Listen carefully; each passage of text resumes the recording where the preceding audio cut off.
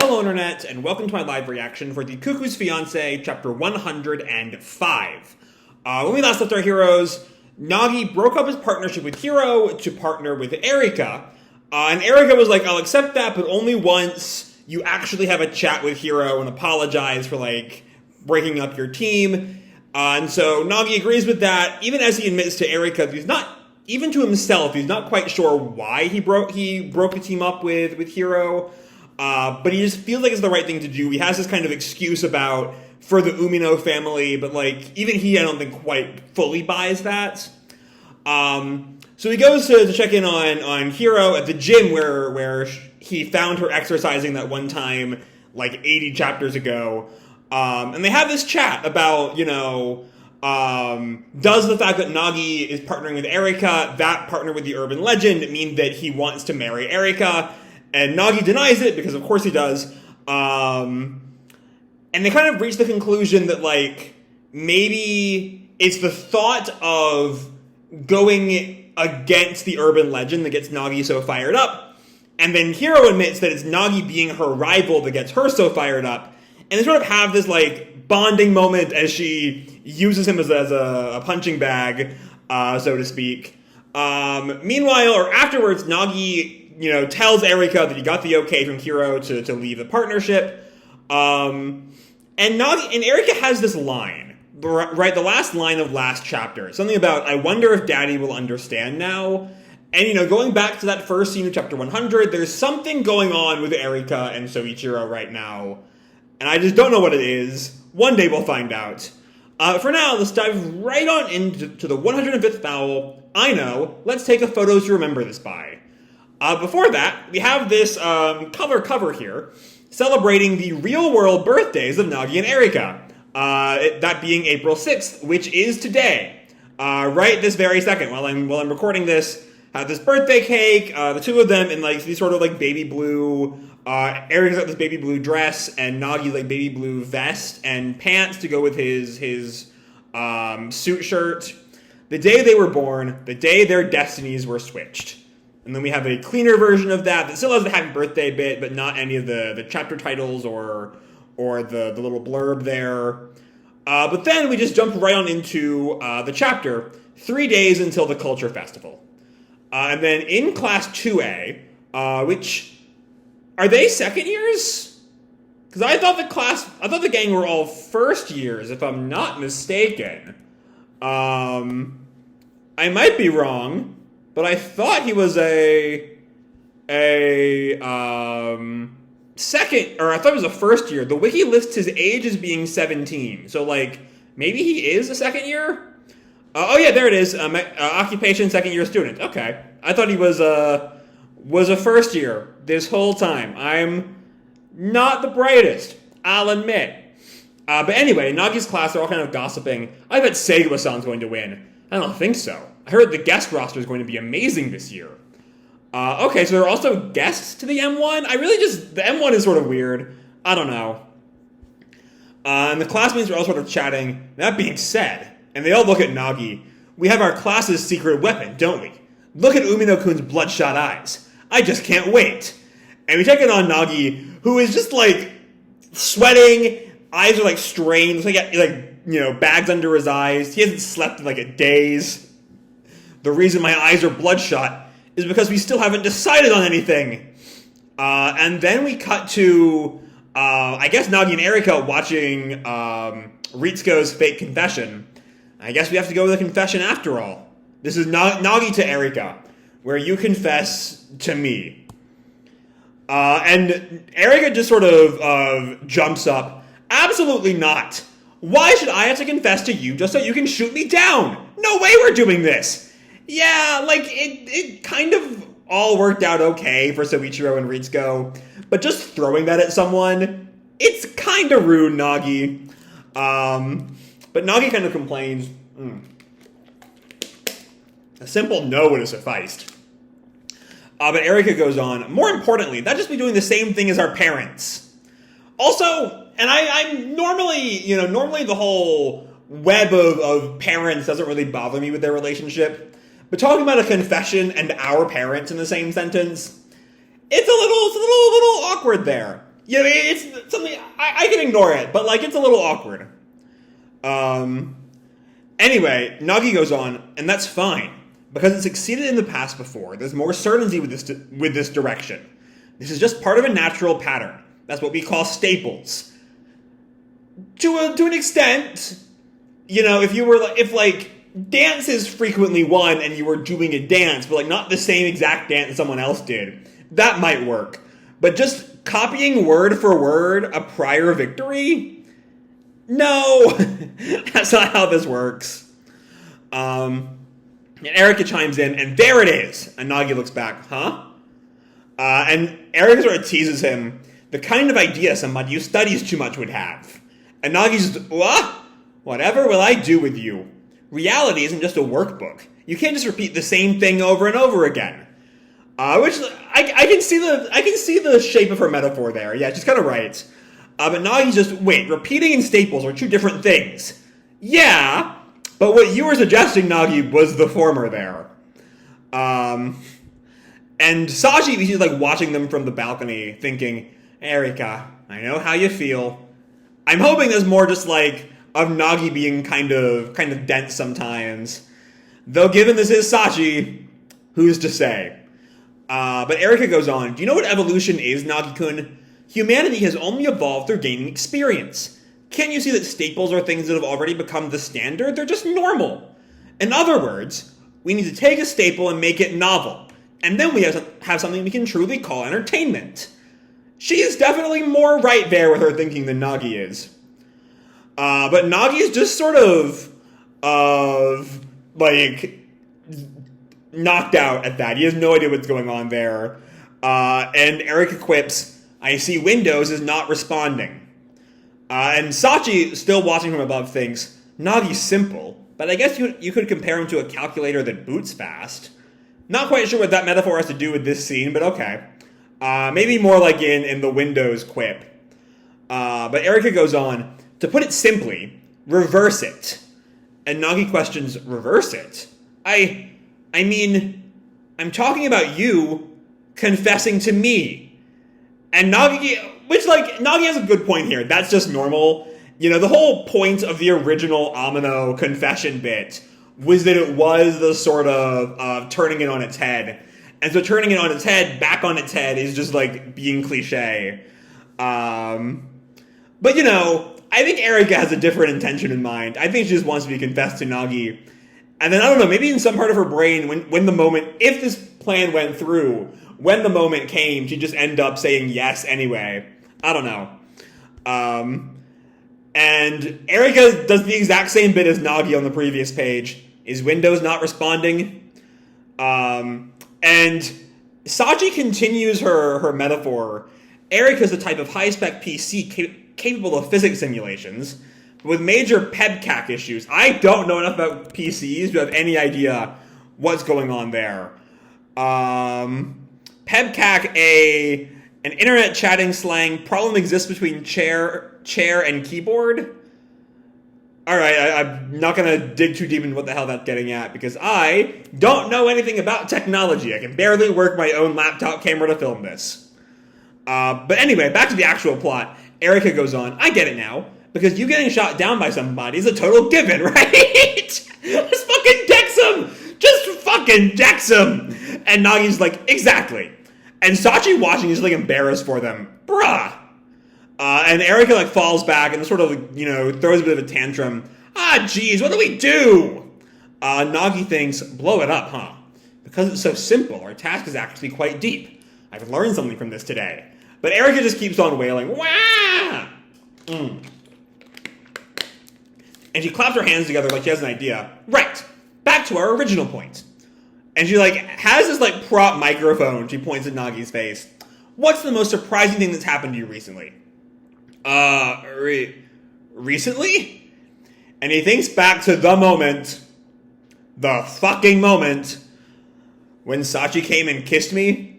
And Sachi then like ducks behind the balcony in embarrassment. And there's this extra little panel of Sachi. I can't read those characters to like work out what exactly is going on in her mind right there. But But Erika thinks it's a little, they both start blushing. It looks like steam rising from Erika.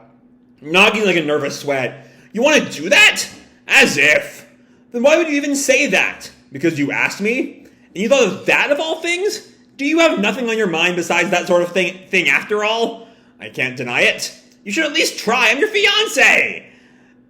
Okay, I feel like there's something I can maybe glean from that panel, but not really. I don't know. Anyway, Nagi goes on. To begin with, it was supposed to be pretend, but it ended up actually happening. That's why I think it was surprising. And Erika sort of ponders, I see. I guess that makes sense. So I guess they're going to, go with the whole something's supposed to be pretend, but actually happening. For some reason, my mind is drifting to Hero's William Tell gambit, having an actual bomb there. I don't know. But Sachi's just too fucking embarrassed to cope here. You big idiot, just stop already. And Erika sort of goes on, well then, the most surprising thing that happened to me is, and Nagi, for some reason, just chimes in, just so you know, I'm not doing bondage. Which, was that... I'm trying to think why he would think she would say that. I'm thinking back on Horny Hotel, as much as I try not to. And it was Nagi who ended up getting gagged in that scenario. I don't know where Erika and bondage comes into play. I don't know. But Erika just counters, that's not it. And then Sachi, sort of in shock, turns around and goes back to observing them. And then she says something, we can't hear what it is, that stuns Nagi. I'm guessing it's going to be a surprise until the M-1 actually happens. Because Nagi just screams, that's it, Amino-san! And Erika counters, keep it down! And Sachi just thinks, for real? But we still don't know what exactly they're planning. And then we come back to Uminote, where Yohei and Namie are just having dinner after the restaurant's closed. And Namie reading a text. Oh, the culture festival? Looks like those kids are performing. And Yohei questions, even Nagi? And Namie goes on, last year he stayed into study, right? He might act that way, but I guess it's a different story when there are girls around, huh? I want to kind of go back to the whole bit of Nagi at the end of summer, right? When you had the whole, it was a fun summer. I never really had a summer that was so, eventful before. And I don't think that's about the romance or the sex of it all. It's just the real thing is Nagi has a genuine friend group. Even beyond, the idea of them all being romanceable options. They're just friends, which is what makes these dynamics work as well as they do. But that is also just the thing that parents would say. That's the sort of thing my mom would say, not gonna lie. And Yohei laughs, just like me, yeah? Let's dress up fancy and go watch them. And Yohei then sort of gets a little serious and thinks, I think it's been maybe 10 years since the last time we took a day off, that is. They don't even get... That's sad. That's really sad for them. And then Namie starts looking at her phone. Well, sure, but... And Yohei asks, what's up? And Namie looks up at him with this, deadly serious expression. Sachi says that we absolutely can't go. Okay. So whatever they said to each other, Sachi thinks it's so something that their parents shouldn't see it. Okay. But Yohei chews on his food for a bit and then goes on, well, that just means we absolutely have to go now, doesn't it? Which, again, peak parental vibes. Yeah, you're right. And then we cut to the Aminos at some fancy-ass restaurant. Thank goodness we managed to get a reservation for the restaurant. You surprised me coming back to Japan so suddenly. This is all, Ritsuko. I never thought you'd come back just to see the kids at the culture festival. And Soichiro responds, and you never attended an open house before either, right? I mean, they're just so boring. Ha ha ha. Okay, so I'm guessing that's some sort of... The open house is somehow tied into the whole hotel business Soichiro runs. I don't know enough about the hotel business to know exactly what that looks like. But, they're talking about the culture festival, which, of course, ties into their own backstory, as we've learned. And then Ritsuko says, come to think of it, you've given Erika some pretty cruel conditions, haven't you? I think we're going to find out what the hell is going on in chapter 100. Or you've had some more teases. As Soichiro responds, well, we can't just have them keep on living together like this. We have no choice. Okay.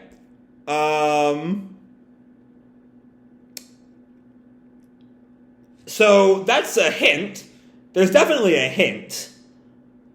But it's unclear what exactly the hint is leading towards. Like, the questions I've had for Soichiro for like over a year now, right, is what the hell does he want? What is his idea of a perfect happy ending?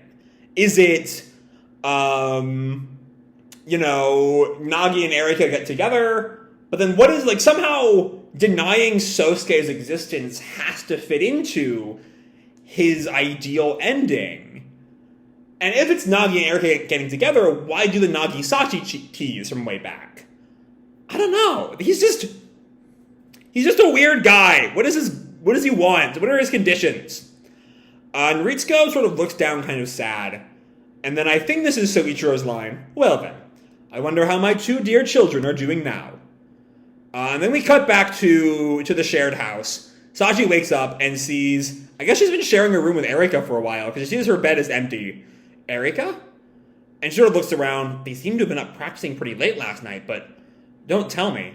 And she opens the door, kind of calls out, Erika, Nagi, you're going to be late for the culture festival. And then she sees them, what? She sees them, like, just pass out on the floor. They never went back to bed. Both, like, clutching a pillow. It's real sweet. They're just sort of tired. And Nagi comments, look at him. Like a married couple. That's the sort of thing you'd get in the manga called the Cuckoo's Fiancee. But then we cut to, they're, like, at school. Erika looks shorter. Like, her blazer is way too big for her. You can see, like, the cuffs all the way up, like, here. I don't know, it's a weird vibe. Nagi-kun, hurry up! Nagi sort of is right behind her, like, out of breath. We almost didn't make it. It would have all been for nothing if we were late. And Erika tells him, if that happened, I'd hate you forever, all right? You were the one dilly-dallying. But then Erika turns to the school. Look at the school. Isn't it amazing? And Nagi comments, whoa, so this is what it looks like. And Erika chimes in with our titular line, I know, let's take a photo to remember this by. But Nagi comments, no way. Maybe if it were just to send to our parents. But you're just going to upload it to your socials on accident again, aren't you? That's not going to happen. And someone sees them. But then we get the 2-page spread here, which is that picture. And it is very, very detailed. This is the sort of thing that, like, it feels like Yoshikawa and her assistants went, like, all out on this fucking spread. I got, like, balloons everywhere, these, like, playing cards falling down, the arch, like, Megarogawa banner, more shots of the school from behind. I love, like, the sobashi in Nagi's backpack. It's say what you want about the series. I generally, say very positive things about the series, but even if you can't find anything positive to say about the series plot, the fucking art is fucking gorgeous. What else can you say? That's just a gorgeous fucking spread there. And Erika just laughs after taking the picture. It's fine. If we just do like we always do, what could go wrong? Nagi tells her, well, this isn't like what we always do. Onward, to battle! Everyone's rounding up at the festival. Next time, anime broadcast commemorative cover. Which is weird because it should be still another 2 weeks or so till the anime comes out. I think it's like the 23rd. It's very late. Though also, I'm not sure there's going to be a new, magazine of this magazine next week, right? Because I think To Your Eternity, I think I saw might be taking next week off. Or maybe there's another part of 155 in To Your Eternity. Who fucking knows about that? But I saw currently Amazon has 156 listed as being the Tuesday after next. So normally, even when 156, to get on a bit of a To Your Eternity tangent, even when 156 is inevitably going to be delayed another week when another part of 155 turns up instead, 156 still says the next Tuesday for its release date, but 156 this time says it'll be the 19th. So maybe the whole magazine is off next week. I'm not sure. In which case, Eden Zero is also off next week, along with Cuckoo. So next chapter, what I'm saying might just be the issue right before the anime comes out, is my point. Anyway, let's look at this chapter, because it's a lot of fun. It's really just like our last bit of setup before the M1 finally gets started. We spent 6 or so chapters, I think. I think 100 was when the M1 was first sort of brought up, if I'm not mistaken. 100. It's been 6 chapters of build-up, and so this is the last little bit of build-up before we finally dive head-on into whatever the hell Nagi and Erika have planned for M1. And I am excited to see it. I'm excited to see what exactly, is so shocking about their plan that, like, Sachi would beg her parents not to come. But, like, also, even before that, I just sort of, like, love the banter between Nagi and Erika. They're a fun pairing. They're just a really, fun duo. That's why I love their dynamic so much. Even if we do have to be reminded of the Sachi drama from a couple months ago, which, never, ever been big on. And then we check in with the parents for a bit, and there's not a whole lot to, like, dive into with the Uminos. Just sort of, it's a fun little bit, but not the sort of teasing we get with the Yamanos. The Uminos are, like, peak parent vibes, the whole, like, well, if our kids say we can't go, that means we sort of have to go. And then we get the sort of pair of that scene with the Aminos, which is much tenser. Like, honestly, I want to take a moment to, like, just fully, dig in here. Because there's a whole lot of, like, the differences between these two couples is on, like, is very much on display in these 4 pages. The Uminos are, like, very relaxed. They're in their own home. They're kind of almost, like, flirting a little bit. And they're just, like, having fun. There's this clear sense between the Uminos that they really do love each other. And then the Aminos, which is much more stiff, much more formal. They're seated at this fancy restaurant. There's even the bit where, like, I might be looking a little too deep into it, but when Ritsuko has her line, "You've given Erika some pretty cruel conditions, haven't you?" The way she, like, her napkin is like objectively just, like, wiping her face. Some food got on her face or something. But, like, also it sort of has the sense of, like, her, like, almost like a mask, almost. Like, maybe she's hiding something of herself from her husband because, the Aminos are so fucking weird. And, while the Uminos are sort of very frank, the Aminos are always talking in sort of, like, vague, roundabout way. Ritsuko's line is, "You've given Erika some pretty cruel conditions, haven't you?" And that's sort of all she has to say about everything. And Soichiro's line is similarly vague. It does a good job of really, like, emphasizing who all 4 of these people are in a very succinct way, which is nice for, like, much more minor characters than our main group. But then, with that, the day has come. We get this cute little Nagi-Eri moment. Them both sort of passed out on the floor from staying up all night working on their project. And then the day has arrived. We get this gorgeous this gorgeous 2-page spread. And then they go on to the festival to make their fortune or whatever. So all in all, there's a whole lot of fun here. If it is 2 weeks on the next issue, that's a damn shame because I'm really excited to see how all of this plays out very soon. I want to know what their plan is. But that being said, that's really all there is to say for this chapter until the next one comes out. So with that said, I'm going to leave this video off here. Hope you'll enjoy the chapter and the video itself. If you did, feel free to drop me a like or subscribe. Or, do whatever makes you happy, And as always, your life is your own, okay? Bye!